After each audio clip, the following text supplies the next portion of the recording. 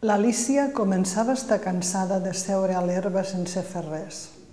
Al seu costat, la seva germana llegia un llibre, però no tenia ni dibuixos ni diàlegs. Quina idea tan estranya, pensava l'Alícia. De debò algú s'ho pot passar bé llegint un llibre que no té ni dibuixos ni diàlegs?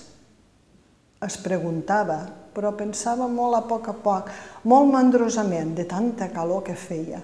Si el plaer de teixir una garlanda de margarides li donaria forces per aixecar-se a collir-les, les margarides. De cop i volta, però, un bonic conill blanc amb els ulls rosats va passar corrent molt a prop d'ella. Allò no era res de l'altre món. Què tenia d'estrany veure passar un conill blanc al capdavall? I l'Alícia tampoc no va trobar gaire extraordinari sentir com el conill deia en mitja veu: oh, Déu meu, arribaré tard.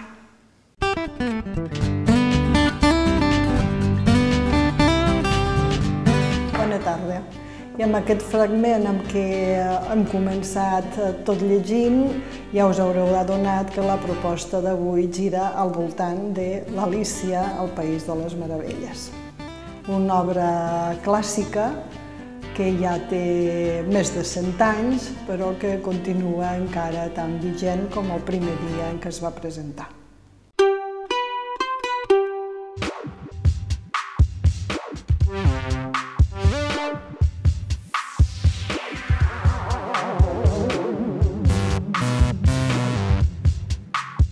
Lewis Carroll és el pseudònim de Charles Ludwig Dodgson, un escriptor, fotògraf i matemàtic anglès que va viure a les acaballes del segle XIX i que va revolucionar el món de la literatura infantil amb aquesta proposta que és la capdavantera encara del nonsens, és a dir, el sense sentit, i que proposa als més petits i als no tan petits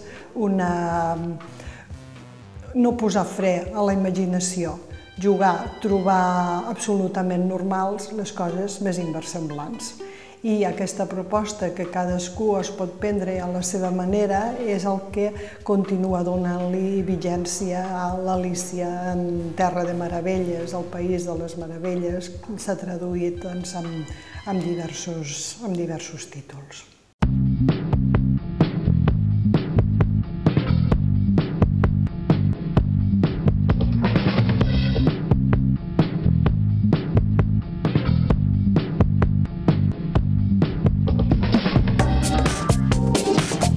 La proposta d'avui té el text íntegre de Lewis Carroll, però una il·lustració absolutament fascinant deguda a les dots artístiques d'una il·lustradora francesa que està tenint un gran èxit no només en el món de la literatura infantil, sinó en el món de la il·lustració en general.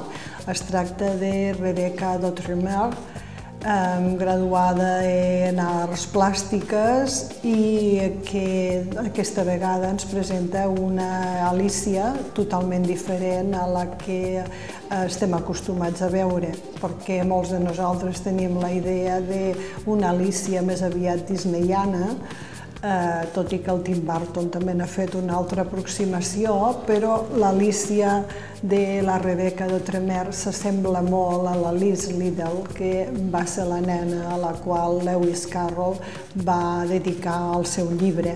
I és una Alícia morena, molt engiosa i penso que sorprenent per a molts de nosaltres.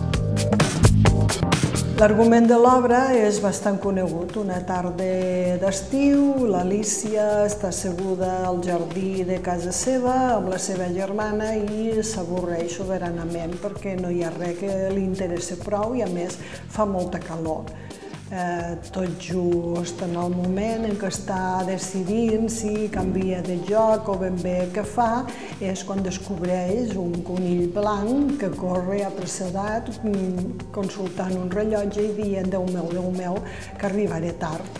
Ella el segueix i a partir d'aquí ens endinsem en un món estrafolari ple de personatges inversemblants, enigmàtics, que sembla que han perdut el cap, de vegades literalment el perden, de vegades no, amb una Alícia creixent i minvant, i bé, doncs tot això és el que podem anar llegint a través de les pàgines d'Alícia.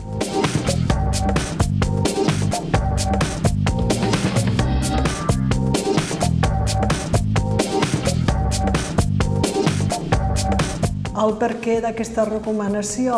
Doncs perquè es tracta d'un clàssic d'aquells que es visita i es revisita i es continua mirant contínuament, cosa que ja dona crèdit que és una obra interessant. També pel format. Fixeu-vos que, tot i que és una obra aparentment per a nens, o per a aquells que vam llegir Alícia de més joves i tenim ganes de recuperar-la, ens ho presenta en un àlbum de gran format. Gairebé diria jo que com si fos l'estoig d'una joia, perquè té un cartró, unes tapes de cartró dur, unes guardes il·lustrades, però després també tots els cantons, és a dir, el fil de les pàgines són de color vermell, com indicant que és el vellut, aquell que envolta una de les joies preuades. I bé, a part de la qualitat literària, que em sembla indiscutible, doncs aquí, a més, compartim una qualitat que també em sembla indiscutible, que és la de les il·lustracions. A part d'aquesta Alícia diferent i que s'assembla a l'Alice original, trobarem uns personatges que semblen sortits de pintures europees del XVI, per exemple, i en algun moment a mi m'han recordat molt les pintures del Bosco.